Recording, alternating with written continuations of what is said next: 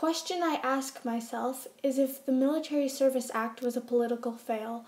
On August 28th of 1917, Robert Borden made the worst mistake of his life, the creation of the Military Service Act. I thought a Prime Minister's job is to satisfy as many citizens as possible, not just the English.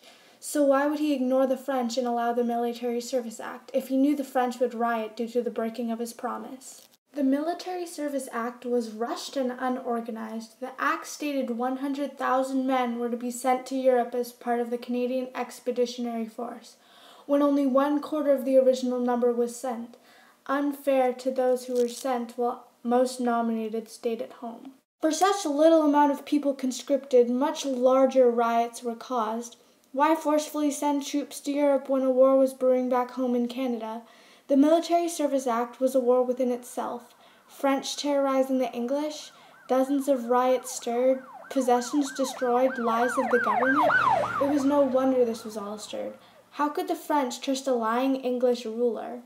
The French were not the only enraged. Many farmers' sons were taken away with no fit men to work back at home. Canada had no one left to work the fields or build. But when there was not enough young single men, they took those of married men, tearing families apart. Could you imagine having your father taken away with no clue if he will return? Now that you have heard my opinion, it's time to question yourself. Was the Military Service Act a political fail?